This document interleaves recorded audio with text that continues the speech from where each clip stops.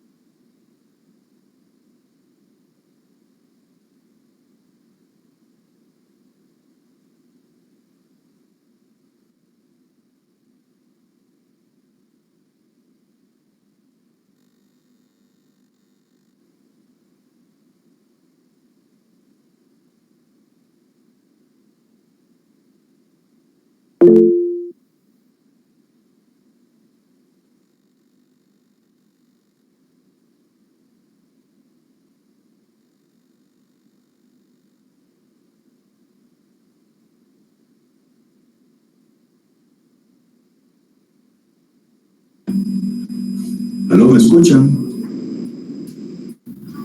Sí, ahorita Pero la imagen no, ¿verdad?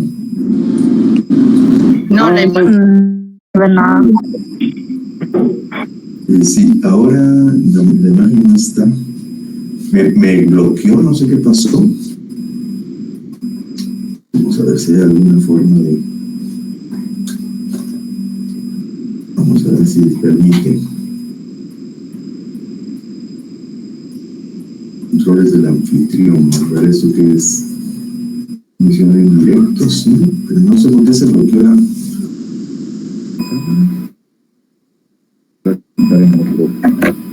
En otro slot, vamos a ver. Activar cámara, ahí ya me dejó. Ahí estoy. Gracias por avisar, les agradezco mucho.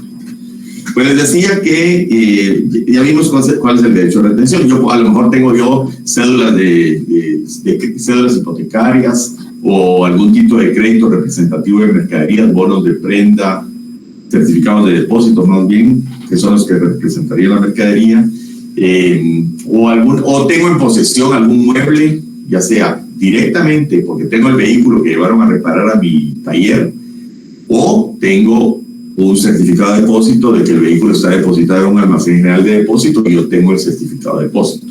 Yo puedo, como acreedor que tengo un crédito líquido exigible, ejercer el derecho de retención. ¿Qué quiere decir esto? Es una especie de ser depositario sin haber sido designado depositario. Como yo tengo en mi poder bienes propiedad del deudor, yo puedo ejercitar el derecho de retención y no tengo la obligación de devolver esos bienes hasta en tanto en cuanto no se me cancele mi deuda líquida y exigible. Eso es lo que dice el artículo 682. ¿Y qué obligaciones genera? Pues conforme al 683, el que retiene tendrá las obligaciones de un depositario. Si ustedes tienen duda, por favor, léanse el artículo 35 del Código Procesal Civil y Mercantil, en donde está, pues, cuáles son las obligaciones y derechos del depositario judicial. Y de ahí viene el artículo 684. El derecho de retención cesará si el deudor consigna el importe de la deuda o da garantía suficiente por él. Supóngase que el deudor dice, no, me está cobrando demasiado caro este dueño del taller por la reparación de mi vehículo, me está cobrando repuestos que no le ha puesto, etcétera, etcétera. Entonces yo no estoy de acuerdo en pagarlo, pero voy a consignar el monto de lo que él me está cobrando para que me entreguen mi carro. Consigno en un juzgado, deposito en un juzgado el monto, sujeto a que voy a discutir el precio que me está cobrando por la reparación, el costo de la reparación. O bien, doy una garantía, doy una fianza que cubra el valor total de lo que me está cobrando por la reparación, con ánimo de recuperar mi vehículo. Eso es a lo que se refiere el artículo 684. ¿Y qué pasa, conforme al 685, si el que llevó el carro a reparar al taller lo vende? El derecho de retención no cesará porque el deudor transmita la propiedad de los bienes retenidos. Supóngase que se vende el carro y entonces viene el nuevo dueño y dice yo quiero mi carro porque es mío. Tengo el derecho de retenerlo como dueño del taller, por ejemplo, en el caso que estamos viendo, mientras no se pague la reparación que estoy cobrando, o se garantice o se consigne en el juzgado el monto. ¿Y qué pasa si se embarga la cosa retenida? Embargan el vehículo por alimentos o por una deuda que tenía el deudor distinta del precio de la reparación. En caso de que la cosa retenida sea embargada, la retiene tendrá derecho, primero, a conservar la cosa en el carácter de depositario judicial y tomar las medidas necesarias si los bienes pudieran sufrir descomposición o pérdida considerable de su valor. ¿Verdad? Supóngase que se embarga el carro y yo lo tengo retenido. Entonces, ¿qué derechos tengo como acreedor con crédito líquido exigible que estoy reteniendo el bien, el carro del deudor? Tengo derecho a conservarlo como depositario y a tomar las medidas necesarias si los bienes pudieran sufrir descomposición. Supónganse que tal vez un carro no, pero supónganse que es mercadería perecedera. Es un furgón lleno de fruta que tiene un tiempo de duración. Entonces, ¿qué tengo que hacer yo? Pues vamos a tener que ver qué dice el Código Procesal Civil y Mercantil respecto a qué pasa cuando el depositario judicial está obligado a, por ejemplo, a vender el producto del cual es depositario, pero que se está deteriorando. Para evitar ese deterioro, pues hay que venderlo, hay que disponer de él bajo responsabilidad depositario. Es el artículo 34 y 35 del Código Procesal Civil y Mercantil, y ustedes van a leer ahí cuáles son las consecuencias de ese depósito, ¿verdad? Y qué derechos y obligaciones del depositario. También tiene derecho, según el 686, el acreedor a ser pagado preferentemente si el bien retenido estaba en su poder en razón del mismo contrato que originó su crédito, ¿verdad? Si es por taller de reparaciones y yo tengo ese carro en mi que lo estoy reparando, pues tengo derecho a retenerlo. Y me tiene que pagar antes que al comprador, ¿verdad? O al que embargó el vehículo por otra causa. Y a ser pagado con prelación, o sea, antes que al embargante, si la creación del crédito de este es posterior a la retención. Supóngase que después de que yo tengo el carro retenido, viene ese señor y hace un documento de crédito o se reconoce deudor de una persona y por eso le están embargando el vehículo. Ahora, aquí, a contrario censo, hay que interpretar que si el crédito que origina el embargo es anterior al que llevaron el carro de reparación, pues aquí lo que nos está diciendo es que primero le van a pagar al crédito anterior y después le van a pagar al dueño del taller que está cobrando la reparación del carro. No sé si me siguen conforme al artículo 686. Porque el 34 y 35 del Código Procesal Civil y Mercantil, ¿qué es lo que dicen? Lick. Sí. ¿Qué pasa si la cosa retenida supera por mucho el valor de la deuda?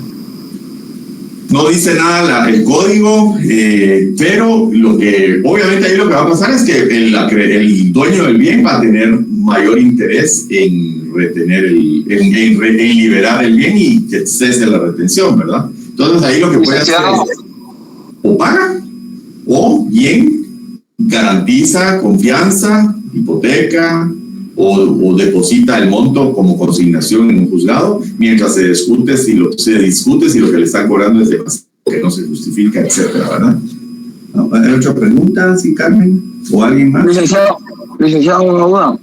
¿Qué pasa?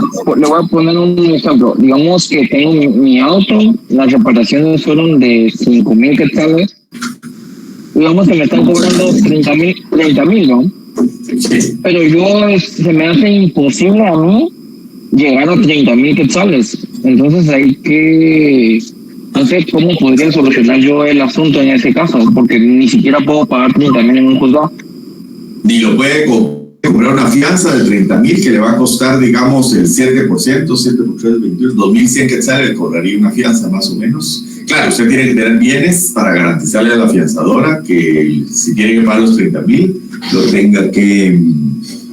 lo tenga que pagar el afianzado a la afianzadora. No sé si me explico, ¿verdad?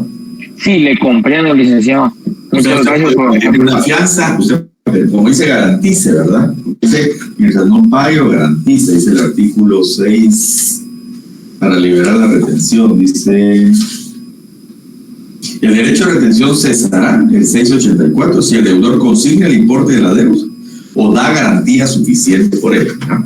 Puede ser que el juez le acepte un fiador personal, ¿verdad? Es difícil que un juez le acepte una garantía, pero si el juez a su criterio, pues hay suficiencia con una persona que se constituya fiador personal de 30,000 quetzales en este caso, pues si el juez lo considera bajo su responsabilidad, lo puede dar. La otra sería una hipoteca, una prenda o una fianza emitida por una afianzadora, una entidad afianzadora, ¿verdad?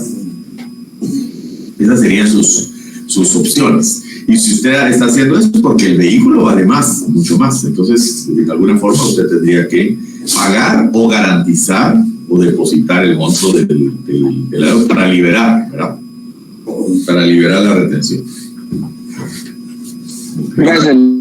Hay una pregunta de Carmen, perdón. Ahí está, Monterroso. ¿Sí? ¿Y Carmen?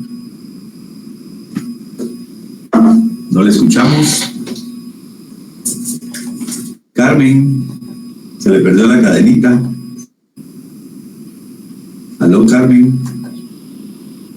¿No? ¿Me escuchan los demás? Sí, licenciado. Sí, por un momento no se me escucha. Dígame, Carmen.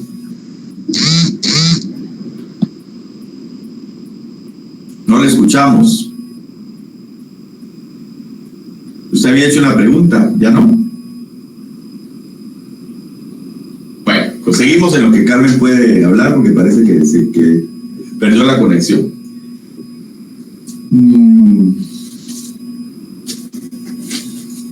684. Bueno, ¿qué decía el 34 y el 35 del Código Procesal Civil y Mercantil? El 34 y el 35 habla de los auxiliares del juez, que son, entre otros, los notificadores, los notarios y los depositarios. Como dice ahí que el que retiene tiene las obligaciones y derechos de los depositarios, aquí en el 34 del Código Procesal Civil y Mercantil, Decreto Ley 107, gracias, dice que la conservación y administración de los bienes embargados o secuestrados se confiará a un depositario, salvo que la ley disponga otra cosa. Gracias. Todo depósito deberá ser recibido por inventario que firmarán el propietario de la cosa depositada si quisiera hacerlo y el que lo recibe. Ese es el caso normal en donde el juez nombra a un depositario. Y deben ser personas de reconocido honradez de arraigo, nombrados por el juez, y en todo caso estarán obligados a prestar garantía de su administración suficiente a juicio del juez si lo pide alguna de las partes. Todo eso es para el depositario judicial. Aquí el que retiene se pone en los zapatos de un depositario sin haber sido designado con el juez, sin haber cumplido con ese artículo 34. Entonces, lo que sí aplica es el artículo 35, que dice responsabilidad del depositario. El depositario es responsable de la guarda, conservación y devolución de la cosa depositada y de sus frutos, sobre pena de daños y perjuicios y de las responsabilidades penales consiguientes. O sea, si después no devuelve el vehículo, está cometiendo apropiación y retención indebida, sería el caso, ¿verdad? Es un delito. El depositario está obligado a dar cuenta del depósito y de su administración cada vez que le fuere pedido por las partes o por el juez. La renuencia a cumplir con el mandato judicial se castigará con las penas que el Código Penal señala para los funcionarios y empleados públicos que, requeridos por la autoridad competente, no prestan la debida cooperación para la administración de justicia. Sería el delito de desobediencia. Y el propietario, en el 36, dice que el propietario tiene derecho a fiscalizar la conservación y administración de la cosa depositada y oponerse a negociaciones o actos que crean perjudiciales, y si sugiere discusión, el juez la resolverá en forma de incidente. Y de ahí dice el 38, por ejemplo, dice venta de bienes del depósito. Durante el depósito no podrán hacerse más operaciones que los de curso corriente. La venta de bienes, frutos o semovientes solo podrá llevarse a cabo con autorización del juez, quien para el efecto dirá a las partes por término común de 24 horas. El juez, al acordar la venta, fijará las condiciones en que haya de hacerse conforme a los usos de la plaza y atendiendo a las posibles indicaciones de los interesados. Contra lo resuelto por el juez solo cabe la acción de responsabilidad. Ahora viene el último párrafo, que es el que nos referíamos hace un rato. Los depositarios e interventores, y en este caso el que retiene como acreedor mercantil con crédito líquido exigible, Cuando se trate de bienes expuestos a deterioro, menoscabo o destrucción, algún bien perecedero o algo que se va a deteriorar, dispondrá la venta bajo su responsabilidad sin previa autorización judicial. Entonces lo que tiene que hacer el depositario, el que está reteniendo, que se coloca como que en el papel del depositario, es que si el bien amenaza deterioro, lo puede vender, pero bajo su responsabilidad. Él tendrá que responderle al propietario del bien por qué vendió, y tiene que ser cuidadoso de que después no le vayan a entablar una acción de daños y perjuicios por haber vendido el bien que supuestamente estaba expuesto a deterioro, ¿verdad? Y también hay obligaciones derivadas de la retención, 687. El que ejercite el derecho de retención queda obligado a pagar las costas, los daños y perjuicios, primero en estos dos supuestos. Si no entabla la demanda dentro del término legal, o sea, hay un plazo para tener que entablar la demanda. Normalmente va a ser el término de la prescripción. Normalmente en las obligaciones mercantiles la prescripción es de 1 año y se declara improcedente la demanda. Demandó para cobrar la reparación, el caso del que hablaba el compañero, y le declararon que no procedía el pago de la reparación. Entonces no solo retuvo el bien, sino que no va a poder cobrar la reparación y tiene que pagar las costas del juicio, los daños y los perjuicios que le haya causado el dueño del vehículo o de la mercadería o de las cédulas hipotecarias, lo que retuvo, si no logra ganar el juicio para cobrar lo que tenía que, por el motivo de la retención. Y entonces además va a causarle daños y perjuicios por haber retenido sin tener derecho, porque no tenía realmente una obligación líquida exigible, que era el requisito a que se refiere el artículo 682. Podrá retener bienes muebles o muebles de su deudor el acreedor cuyo crédito sea exigible. Si no era exigible su crédito, ¿por qué se puso a retener bienes del supuesto deudor? Ahora viene la cláusula. Ahora vamos a otro tema totalmente diferente. ¿Alguna duda de esto, Carmen? ¿Ya está satisfecha su duda?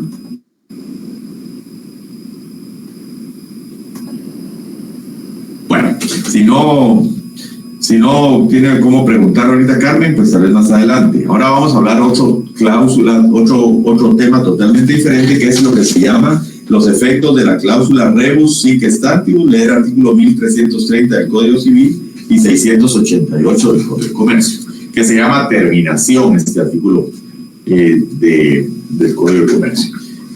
Hay una norma o un aforismo romano que dice pacta sunt servanda, que en español quiere decir que los pactos deben cumplirse. En español hay un dicho aquí en Guatemala que es muy ilustrativo y que dice el que se compromete pues está obligado a cumplir con lo que se comprometió. Ese es el pacta sunt servanda, ¿verdad? Si yo me comprometo a algo, tengo que cumplir con lo que ofrecí. Ese es el principio general de los contratos. El 1330 del Código Civil, eso es lo que dice seguramente. Los oigo un poquito calladitos, pero espero que estén escuchando. ¿Qué artículo de 1330 es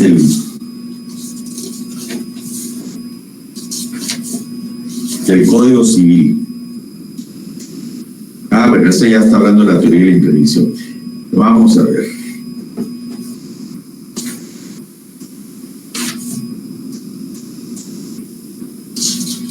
Primero vamos a hablar del contrato.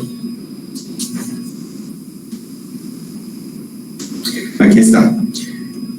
1517. Hay contrato, 1517 del Código Civil. Hay contrato cuando dos o más personas convienen en crear, modificar o extinguir una obligación. 1518. Los contratos se perfeccionan por el simple consentimiento de las partes, excepto cuando la ley establece determinada formalidad como requisito esencial para su validez. Aquí está hablando de los contratos consensuales, que se perfeccionan con el simple consentimiento, y los contratos reales, que requieren además la entrega de la cosa, y los contratos solemnes, que además necesitan que se eleve, por ejemplo, a escritura pública. Y el 1519 es donde vamos ahorita a explicar. Desde que se perfecciona un contrato, obliga a los contratantes al cumplimiento de lo convenido. siempre que estuviere dentro de las disposiciones legales relativas al negocio celebrado, y debe de ejecutarse de buena fe y según la común intención de las partes. Este artículo 1519, perdón, yo le pondría, si fueran ustedes, el cambio de pacta sunt servanda, porque a esto se refiere el Código de Comercio, el aforismo romano cuando dice que los pactos deben cumplirse. El que se compromete tiene que cumplir lo prometido. Este es el pacta sunt servanda. O sea, los pactos deben cumplirse, se deben cumplir, se deben servir. Ese es el principio general. La excepción es el artículo 1330, que es lo que se llama en la doctrina la teoría de la imprevisión. Aquí es el pacta sunt servanda. Los pactos deben cumplirse. Creo que ese sunt lleva una D. No sé si logran verlo ahí, pero pacta sunt servanda, si no se los pongo en la pizarra. Y para estar más claro de cómo se escribe pacta sunt, creo que es con una servanda. Es con una T. Pacta sunt servanda. ¿Cómo? Tiene una T en la S, güey. Sunt. Pacta. Creo que ustedes no ven en la pizarra, ¿verdad? Se los voy a poner ahí. A ver si lo ven. Me dice. ¿Ahí lo ven?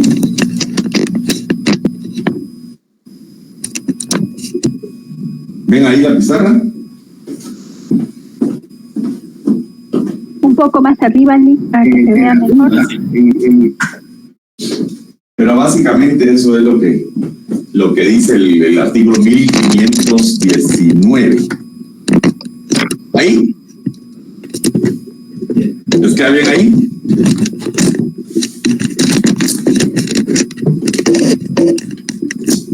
¿Ahí?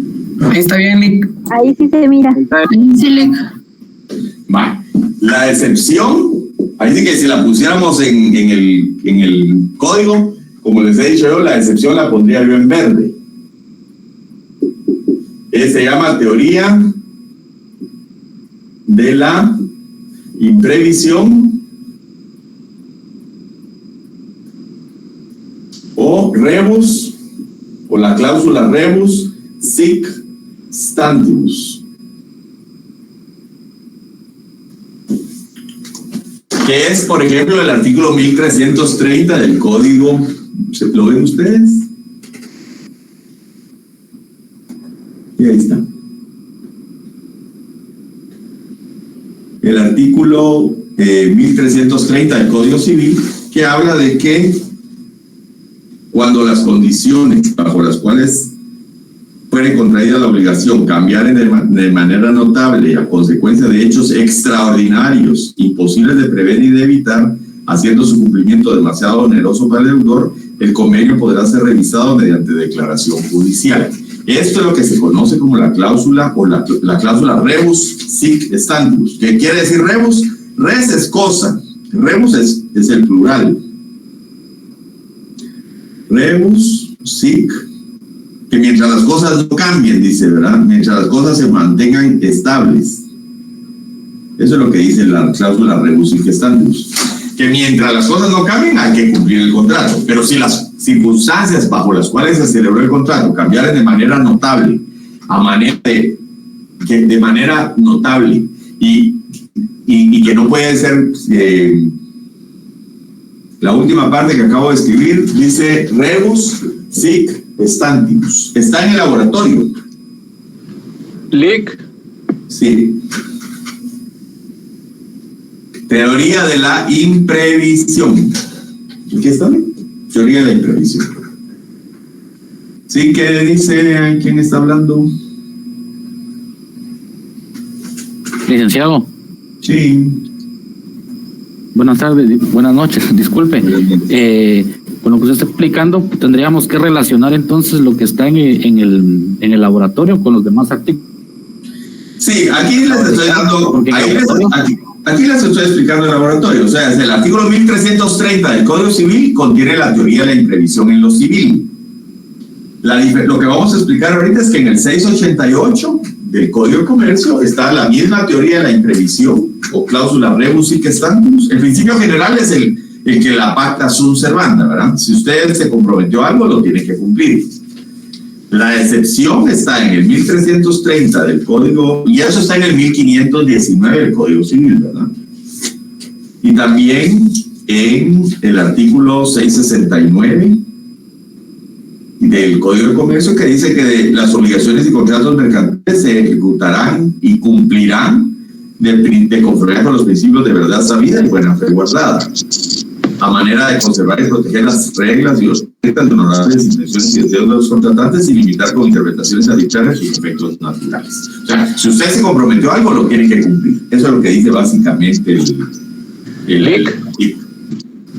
Sí. La excepción a la cláusula pacta sunt servanda, que está contenida tanto en el 1519 como en el 669 del Código de Comercio, que está contenida en el artículo 1330 del Código Civil, que dice que si las condiciones bajo las cuales se contrajo la obligación cambiaran de manera notable, en forma imprevisible y que no sea posible modificarlo o evitarlo, el deudor puede pedir que se tenga por terminada la obligación, pero tiene que ir a un juez. Aquí en el 688, el Código de Comercio nos dice que únicamente los contratos de tracto sucesivo y en los de ejecución diferida, lo cual es lógico, porque si ya, digamos que yo celebro un contrato de compraventa de una casa, y la casa me la entregan y yo la pago al contado, se terminó el negocio, ¿verdad? No queda nada pendiente. No puedo yo venir después de un año a decirle, mire, esa casa se la vendí muy barata y ahora vale el doble de la que yo se lo vendí porque pasó el periférico ahí en la esquina y le subió el precio, ¿verdad? O le pusieron garita y subió el precio, o quitaron la garita y subió el precio, lo que fuera. O venir el otro y decir, mire, la casa que usted me vendió, resulta que ahora el barrio está re feo y entonces ya no vale lo mismo y entonces devuélvame mi dinero porque se la pagué muy cara. Eso sería una forma en que en lo civil uno puede más o menos decir, mire, las condiciones en que contratamos cambiaron y ahora el contrato se volvió demasiado lesivo. Aquí dice el 688 del Código de Comercio que es obvio que solo los contratos de tracto sucesivo. ¿Cuáles son los contratos de tracto sucesivo? Aquellos en donde se paga una renta mensual o donde se paga una cantidad o se presta un suministro periódico, ¿verdad? Cada mes tengo que pagar la renta o cada mes tengo que entregar determinada cantidad de suministro, de producto o de servicio, ¿verdad? Esos son los de tracto sucesivo y los pendientes de cumplimiento, los de ejecución diferida. O sea, no cumplimos el contrato, sino que, por ejemplo, me comprometo a construir un edificio y me voy a tardar 1 año y medio en hacerse. Entonces, ese es un contrato de ejecución diferida. Contratamos hoy para que en 1 año y medio yo le tengo que entregar el producto terminado. Ahí puedo yo pedir la teoría de la imprevisión, que es este artículo 688. Tengo una pregunta. Sí. Obviamente, cuando aquí habla de cláusulas, se estipula entonces que esta teoría se puede invocar solo si está en un contrato, si se contempló. Correcto. Supongamos que usted se comprometió a hacer un edificio en 1 millón de quetzales y entregarlo en 1 año y medio. Y resulta que vienen condiciones imposibles de prever o de evitar. Hay un caso que les voy a compartir que creo que tiene que ver con el Ministerio de Comunicaciones, me parece, en donde los constructores dicen, mire, a raíz del terremoto no había mano de obra y antes se pagaba 200 quetzales un albañil y ahora cobran 1,000 quetzales diarios o 1,000 quetzales mensuales el albañil. Y entonces los costos se fueron al cielo y quiero que me revisen el precio del contrato. Al final, como era un contrato con el gobierno y demás, la argumentación de la Corte fue que el gobierno también tenía muchos gastos porque había muchos edificios públicos que se habían deteriorado y no le concedieron la teoría de la imprevisión a los ingenieros que se habían encargado de construir el edificio para el gobierno. Pero en particulares seguramente puede aplicar la teoría de la imprevisión porque cambiaron las condiciones. No era posible prever que iba a haber un terremoto y las consecuencias de ese terremoto fueron que la mano de obra de los albañiles, porque se escaseó, oferta y demanda, y el precio de la mano de obra se escaseó, además de los materiales, ¿verdad? Porque todo el mundo andaba detrás de cemento, hierro y demás materiales de construcción. Entonces, eso es clásico tema de teoría de la imprevisión, ¿verdad? Entonces, ahí es donde pudiera alegar a alguien, mire, ya no le puedo, a ese precio ya no le puedo hacer el contrato. Entonces, si fuera una obligación civil, tengo que ir a un juez para que me dé por terminado el contrato. Aquí en el Código de Comercio, dice que en los de ejecución puede el deudor demandar la terminación si la prestación a su cargo se vuelve excesivamente onerosa por sobrevenir hechos extraordinarios e imprevisibles. Pero tienen que ser hechos extraordinarios e imprevisibles. Yo puedo prever que cada año el salario mínimo va aumentando, la inflación tiene cierto ritmo, etcétera, y eso lo tengo que contemplar en mis contratos o en mis ofertas, ¿verdad? Y si yo me comprometía a construir en un año plazo un edificio, yo tengo que tomar eso como imprevisto. Si dentro, esa era otra situación que en el contrato con el Ministerio de Comunicaciones que les estaba mencionando, decía una cláusula de imprevistos y ahí en el presupuesto había un 15% para imprevistos. Obviamente ese 15% no fue suficiente para la situación que derivó del terremoto. Entonces, pero esos son imprevistos normales, digámoslo así. Lo que estamos hablando con la teoría de la imprevisión es cuando son circunstancias extraordinarias, como dice el 1330, imposibles de prever y de evitar, ¿verdad? La terminación no afectará las prestaciones ya ejecutadas ni aquellas respecto de las cuales el deudor hubiera incurrido en mora. Otro efecto de la mora, ¿verdad? Si usted no construyó la casa dentro de los 6 meses que tenía que construirla y después viene la alza del cemento, del hierro y de la mano de obra y de todos los materiales, usted no le puede achacar al acreedor que culpa de que no había pensado que iban a subir esos materiales, le subieron los costos y ya no le puede construir a ese precio, porque usted está en mora en la entrega, usted le tenía que entregar dentro de 6 meses y después de los 6 meses subieron los materiales, ya usted corre con ese riesgo de los costos, porque usted está en mora. Se explica esto, ¿verdad? Y tampoco procederá la terminación en los casos que los contratos aleatorios, ni tampoco en los conmutativos, si la onerosidad superviviente es riesgo normal de ellos. ¿Cuál es un contrato aleatorio? Al que depende del azar, ¿verdad? Supóngase yo puedo hacer un contrato y le digo, mire, yo le pago tanto de patrocinio por el equipo a su equipo, al Real Madrid, pero si ganan el campeonato de la Champions, el patrocinio se vuelve 10 veces. Ese es un contrato aleatorio porque está sujeto al azar, ¿verdad? Y ahí tengo que pagar 10 veces si el equipo gana la Champions, porque está sujeto a eso el contrato. Es un contrato que depende de ese azar, digamos así, o de esa circunstancia incierta. Pueden pasar muchas cosas, pero si yo le ofrecía a usted que el patrocinio era de $100,000, por decir algo, pero si gana la Champions es de 1,000,000. Entonces, eso está previsto en el contrato y es un contrato aleatorio. Y el otro es el conmutativo si la onerosidad superviviente es riesgo normal de ellos. El contrato de seguro. Vengo yo y me aseguro por $1,000,000. Si me muero, entonces no puede venir la aseguradora y decir, no, me salió muy caro. Se murió al día siguiente que yo lo tenía asegurado y tengo que pagar $1,000,000 y solo me ha pagado un mes de póliza o un año de póliza de prima de seguro. Pues sí, pero es que esa onerosidad es riesgo normal del contrato de seguro. Como en el contrato aleatorio, el hecho de que si ganaba el Real Madrid la Champions, le van a pagar 10 veces el patrocinio pactado originalmente, ¿verdad? Ahí no puede decir, pobrecito, me va a salir muy caro, yo no había previsto eso, no, porque el contrato mismo establece esa posibilidad. No sé si con eso les queda claro. ¿Sí? Siguiente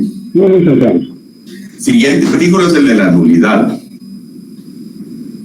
Es posible que una obligación mercantil haya obligaciones nulas. ¿Por qué puede haber obligaciones nulas? Porque hay error, hay dolo, hay vicio del consentimiento, uno de los contratantes es menor de edad, etc. Supongamos que yo le vendo mercadería a 5 personas. Y resulta que uno de los que contrató, y todos son deudores solidarios, pero uno de los que contrató es menor de edad. Entonces, en relación a él, esa obligación sería nula. Entonces, aquí la solución que nos da el 689, ¿es nulo el contrato? No. Dice 689, nulidad. La nulidad que afecte las obligaciones de una de las partes, probablemente ese menor de edad que se puso a comprar mercadería y que no era apto para contratar porque es menor de edad, o porque es incapacitado, o porque fue obligado a firmar a punta de pistola, y él demuestra esa nulidad, esa no le afecta. El contrato no es obligatorio para él, pero no anulará un negocio jurídico plurilateral, salvo que la realización del fin perseguido por este resulte posible si no subsisten dichas obligaciones. Pero todos los otros 4 compradores que adquirieron mercadería y que se comprometieron a pagarla, que no están afectados por la nulidad de esta persona que era menor de edad o que fue obligado a firmar con violencia o que es incapaz, pues ellos tienen que pagar su obligación. Y si son deudores solidarios, mancomunados y solidarios, pues tienen que pagar la obligación de todos, ¿verdad? Aunque haya una nulidad de una persona que era incapaz, menor, o que fue obligado a firmar con violencia. Es lo mismo que pasa en la circulación de los títulos de crédito.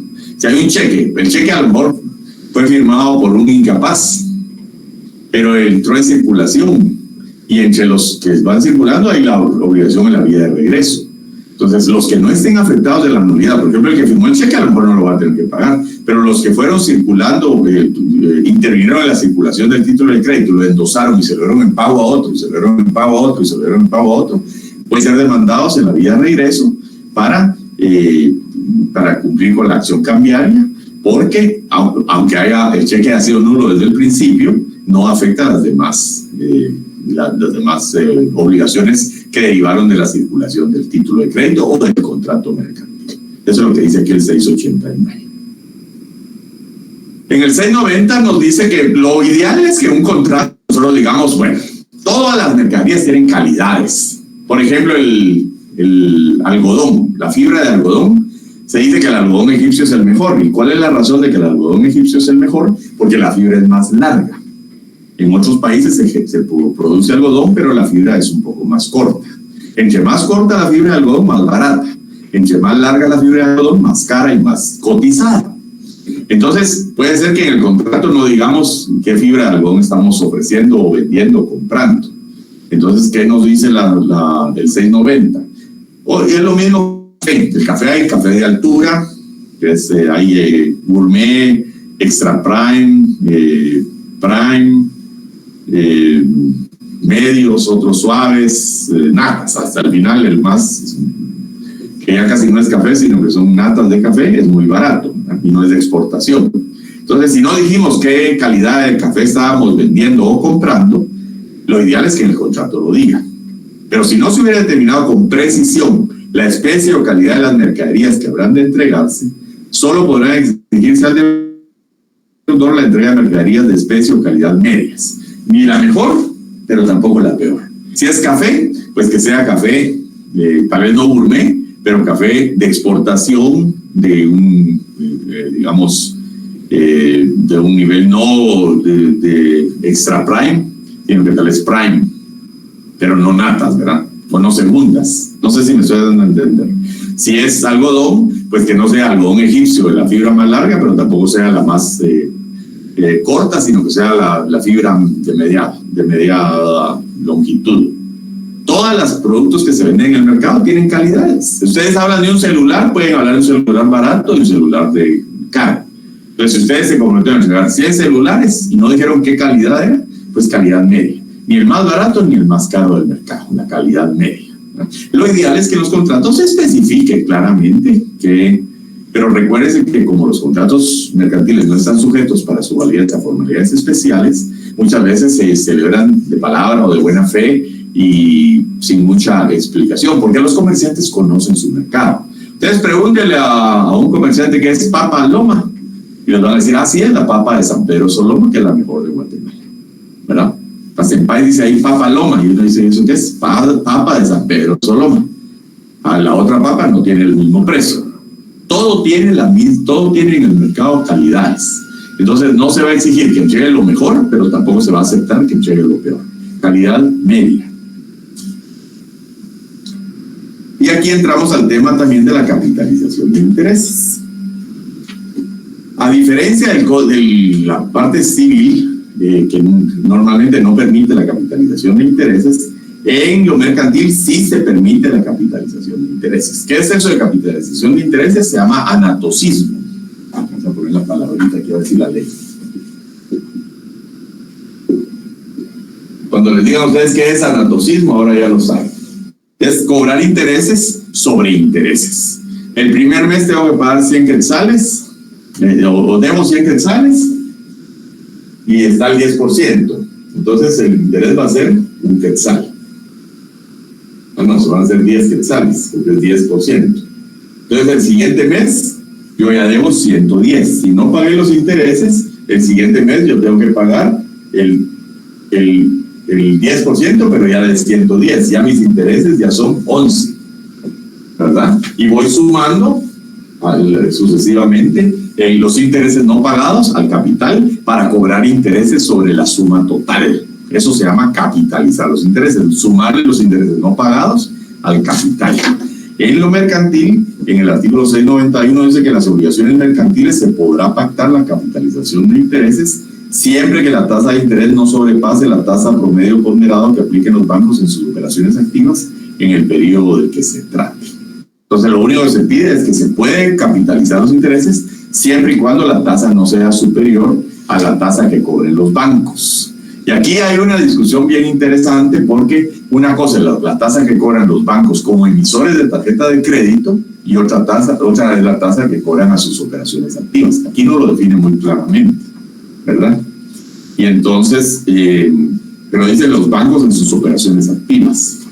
Entonces, habría que ver si no se está sobrepasando, en algunos casos de tasa de interés de tarjeta de crédito, esa tasa que cobran los bancos en sus operaciones activas, ¿verdad?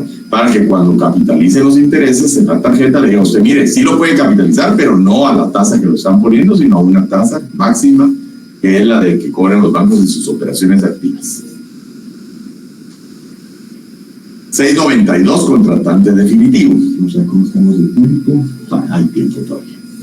Al celebrarse el contrato, una parte puede reservarse la facultad de designar dentro de un plazo no superior de 3 días, salvo pacto en contrario, el nombre de la persona que será considerada como contratante definitivo. Yo quiero comprar una casa, pero a lo mejor quiero poner un restaurante McDonald's ahí. Y si yo le digo al vendedor que quiero poner un McDonald's ahí, me va a decir, ah, sí, pero el precio es el triple. Entonces yo le digo, mire, yo le quiero comprar la casa, tengo interés en comprarla. En 3 días le digo quién es el comprador. Esto ahora, hoy día se dificulta un poquito porque por la ley de lavado de dinero y otros activos, normalmente a uno le interesa saber con quién está contratando porque pusieron a las partes como fiscalizadores y resulta uno pues obligado a verificar que no vaya a haber un problema de la procedencia del dinero, de dónde está viniendo los fondos que está recibiendo por la compra de un bien, de un carro, de un bien mueble o de un inmueble, ¿verdad? Entonces esto normalmente tiene poca aplicación porque el vendedor normal necesita saber a quién realmente le está vendiendo y no creo que hoy día alguien acepte que le digan en 3 días yo le voy a decir quién es el que le va a comprar su casa por estas circunstancias de procedencia de los fondos, ¿verdad? O actividades a las que se pueda dedicar el supuesto comprador. Entonces aquí ha perdido, les diría yo, es muy raro que existiera, pero está previsto en la legislación, que yo tengo la posibilidad de decirle, mire, dentro de 3 días me reservo el derecho de decirle quién es a nombre de quién lo va a poner usted en la casa, ¿verdad? Ahora puede ser que le diga, mire, yo tengo varias sociedades y voy a decir qué sociedad es la que le va a comprar a usted, ¿verdad? Y en 3 días le digo quién. O salvo un pacto en contrario, puede ser mayor o menor esos 3 días, ¿verdad? Porque eso aquí admite el pacto en contrario. Salvo un pacto en contrario estaría en verde porque es una excepción, ¿verdad? A los 3 días. ¿Quién va a ser el contratante definitivo? Esto depende, según este artículo, de que el que está siendo designado dentro de 3 días acepte celebrar el negocio o que haya una representación suficiente. A lo mejor yo después de que ya tengo la casa asegurada en tal ubicación, voy con McDonald's y le digo, miren, tengo esa casa, ¿les interesa comprarla para un restaurante? Y me dicen no, o me dicen sí. Depende de eso, es que dice que esta validez de esta designación está sujeta a que el contratante definitivo acepte el negocio o que dé una representación, que le dé un poder a la persona que está representando. Si transcurrió el plazo legal o convenido, los 3 días más o menos, no se hubiera hecho la designación del contratante o si no fuera válida, el contrato producirá sus efectos entre los contratantes primitivos. Lo tiene que comprar el que hizo la oferta y lo tiene que vender el que aceptó vender.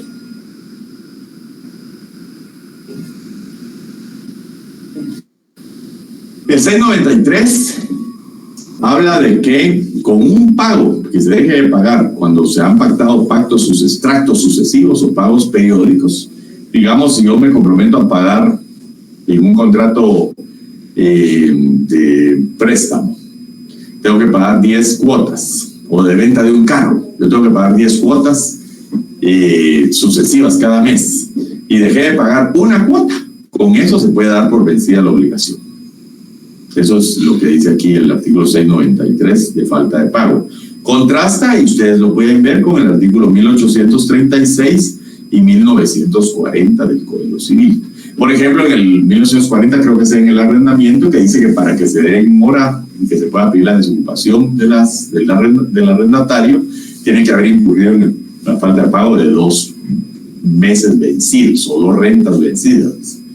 Entonces, si aquí se es una obligación mercantil, con un pago que deje de hacer, ya se puede dar por vencida la obligación. Y el 694 dice que solo a falta la supletoriedad, ¿verdad? El Código Civil es supletorio, pero solo a falta de disposiciones en el libro del 4 del Código de Comercio, se aplicarán a los negocios, obligaciones y contratos mercantiles las disposiciones del Código Civil. En otras palabras, sí son supletorias del Código de Comercio, las normas y disposiciones del Código Civil, pero cuando no haya una norma o una disposición en este libro 4 del Código de Comercio. Es una supletoriedad que se admite, pero se le da prioridad a las normas propias del Código de Comercio, del libro 4, dice aquí. Y con eso terminamos la parte general de los contratos y las obligaciones mercantiles, y ya podemos entrar en las obligaciones en particular, o los contratos en particular. ¿Hay alguna preguntita? Que nos quedan 17 minutos de clase. Disculpe, ¿qué artículo es el que dijo que son 2 meses? En 1940. 1940 del Código Civil y 1836. Vamos a ver qué dice en el 1836 del Código Civil.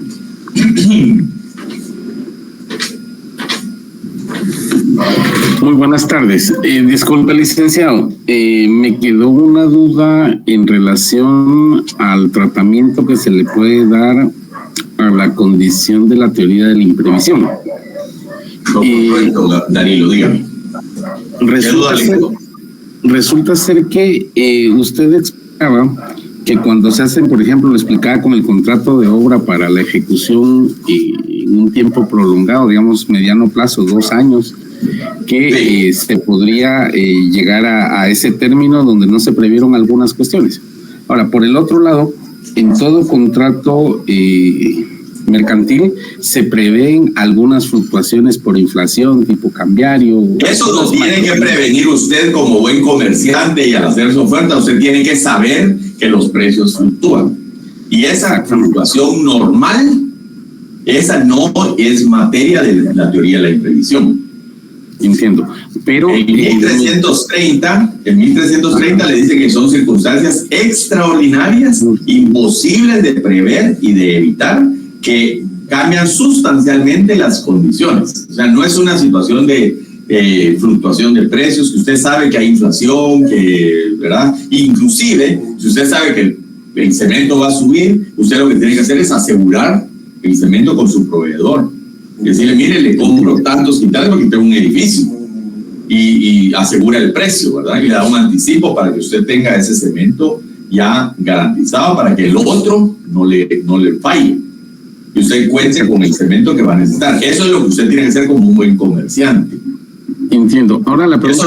Eso no es la teoría de la imprevisión que estamos hablando. La teoría de la imprevisión es aquello que sale de digamos, del parámetro normal de que la fluctuación de precios es, digamos, así. Y esto es una circunstancia extraordinaria, imposible de prever o de evitar. Este es un brinco, no sé si se ven a pizarra, pero es un brinco exagerado, ¿verdad? Exacto. Hay una guerra, hay una catástrofe internacional, lo que fuera. Por ejemplo, la pandemia pudiera ser un ejemplo de ello.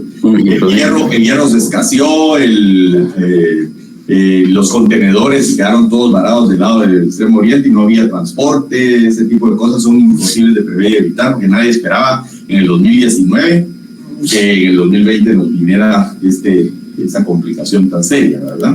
Entonces alguien pudiera alegar, bueno, esto entra entre la teoría de la imprevisión. Es imposible cumplirle porque el costo de transporte se me triplicó.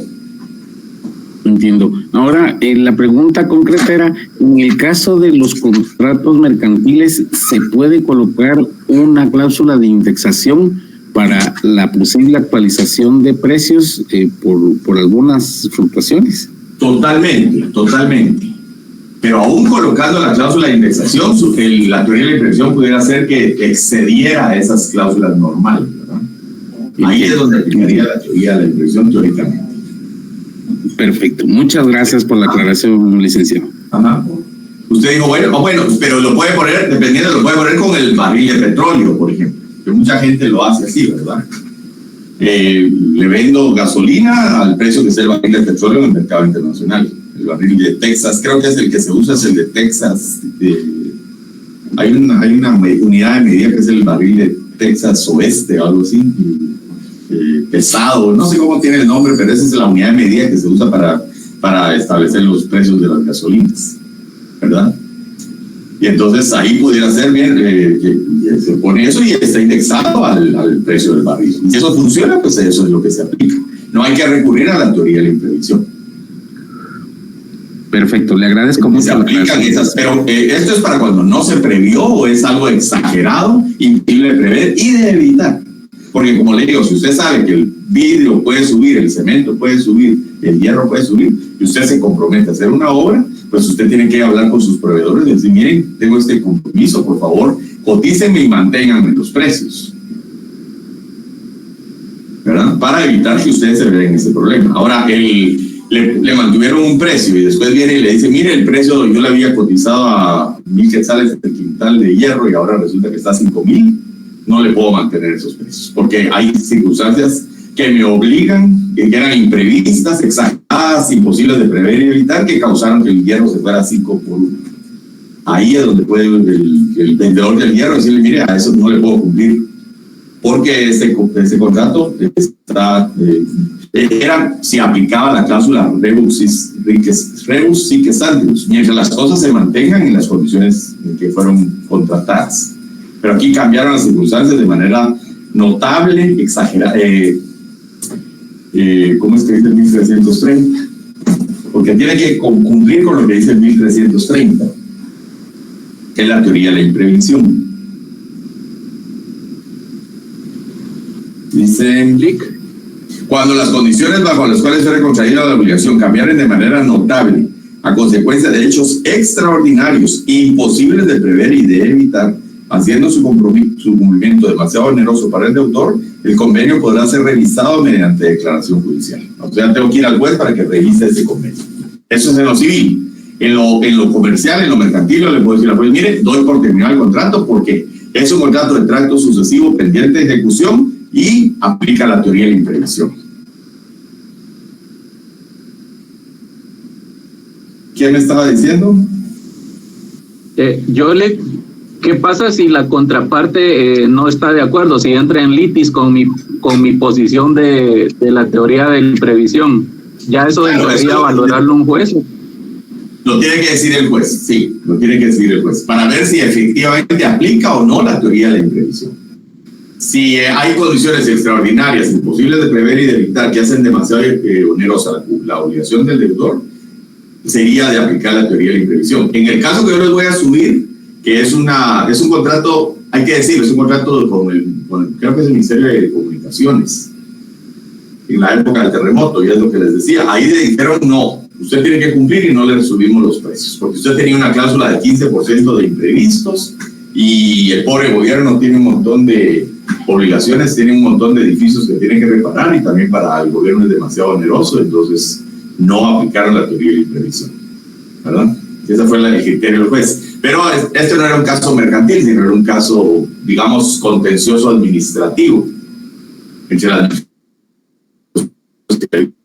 que había cometido hacer el edificio, ¿verdad? Normalmente, entre particulares, sí debiera haber aplicado la teoría de la imprevisión en una situación como un terremoto que triplicó o quintuplicó los precios de la mano de obra, además de los materiales, ¿verdad? Lic. Sí. Entonces, la invocación de esta teoría obliga al contrato. Si no, es decir, es que el pacta sunt servanda le dice que usted tiene que cumplir lo que se comprometió a hacer.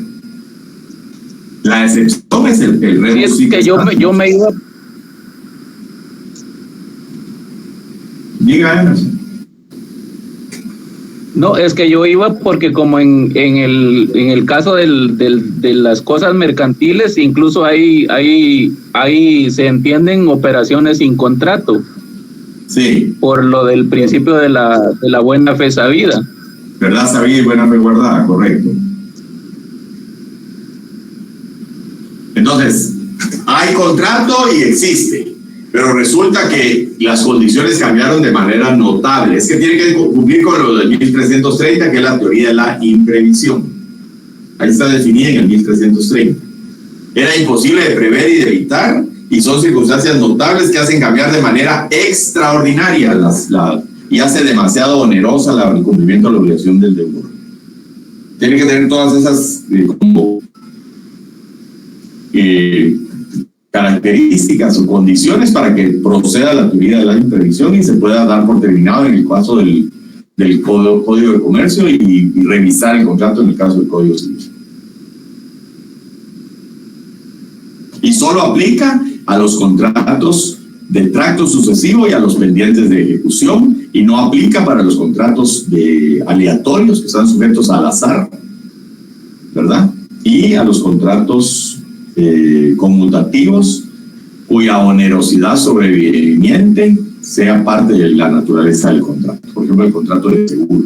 También si yo estoy jugando en bolsa, esa es una onerosidad sobreviviente, esa es una onerosidad propia del contrato. Sí, me salió carísimo porque las acciones subieron mucho, pero eso es parte del riesgo que yo estoy admitiendo cuando estoy comprando futuros o vendiendo futuros o haciendo un put o un call en la bolsa, ¿verdad? Yo me estoy comprometiendo que voy a vender café a tal precio y resulta que el precio se fue en el mercado al triple, pero es parte de mi obligación. Yo ahí no puedo alegar teoría de la imprevisión porque esta operación es normal dentro de las operaciones de bolsa, ¿verdad?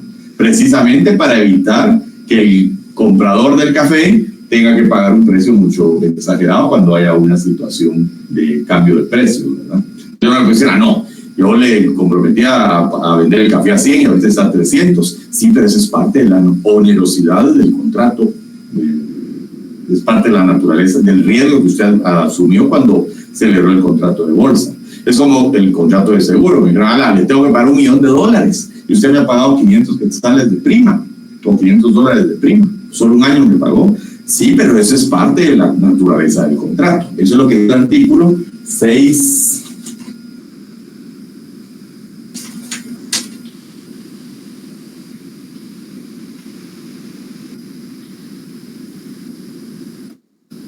$688,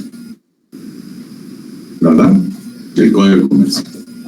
No aplica para los contratos que tengan como riesgo esa aleatoriedad o esa onerosidad sobreviviente que es parte del riesgo normal del contrato. No puede decir la aseguradora, me salió carísimo, le tengo que pagar $1.000.000 de indemnización y el señor no me ha pagado más que un año de primas. Es parte del contrato, para eso se aseguró. Claro, usted se va a reponer con los demás que no se le murieron, Pero no me venga a alegar que ahí aplica la teoría de la imprevisión en este tipo de contrato de seguro. ¿Está claro?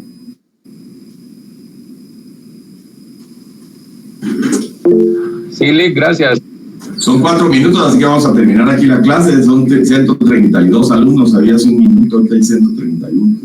¡Feliz noche a todos!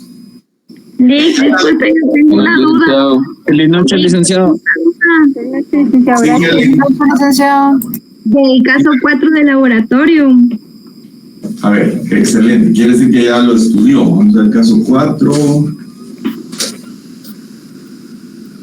Ese caso, no sé si ya se lo subí, pero se lo voy a subir en...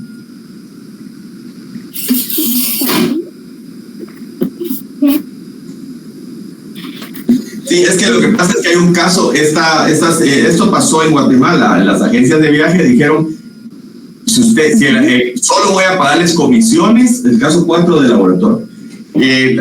Antes las líneas aéreas le pagaban a las agencias del viaje comisiones por los viajes que ellos vendían, los pasajes que ellos vendían. Independientemente de que si el viaje era para que viniera la persona que estaba en Estados Unidos y viniera a Guatemala y se regresara a Estados Unidos, pero si se compraba el pasaje en la agencia de viajes de Guatemala, le pagaban comisión.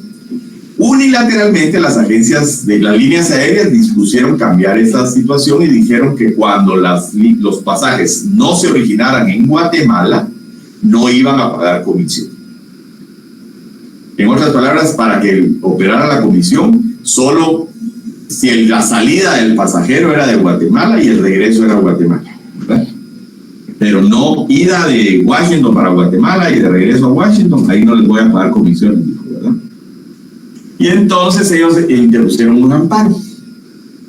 Pero en la sentencia que yo les voy a compartir, les dijeron con toda propiedad que esa no era la vía. Sí, esa era mi duda porque como no habían pactado nada sobre el arbitraje y como en el Código de Comercio dice sobre la vía procesal. ¿Y cuál es la vía procesal que dice el Código de Comercio? El juicio sumario en el... Ahí está. Usted lo que tiene que hacer es un juicio sumario conforme al artículo 1039 del Código de Comercio. Ok. Y otra dudita, Lick, es que fíjese que como que estoy en controversia con eso del caso número 2.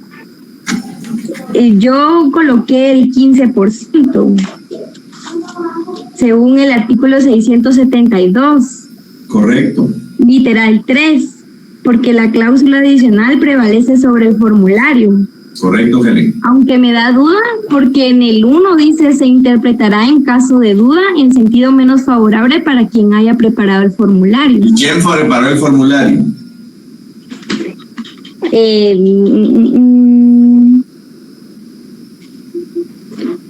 ¿Quién paga la comisión? La persona que aceptó, ¿no? Bueno, aquí no estamos diciendo que sea un contrato mediante formulario, pero suponemos que si es un contrato de agencia, el que prepara el contrato, el formulario es el principal, que tiene varios agentes. No sé si me doy a entender. Sí, ajá. Okay, entonces sería también, la solución sería la misma, porque en caso de duda, no sabemos si el 10 o el 15, lo tenemos que interpretar en contra de quien preparó el formulario. Ya, entonces sí sería el 15%, ¿verdad? Pues sí, porque sobre todo por lo primero que usted había dicho, que inciso 3 del 672. Que es una cláusula adicional, aunque no se haya anulado el 10%, prevalece el 15% porque es de lo que se pactó en una cláusula adicional. Bueno, muchas gracias, Lick. Feliz noche. La felicito porque ya está leyendo, Helen. Gracias, Lick. Feliz noche a todos. Feliz noche, Lick. Feliz noche, Lick. Feliz noche.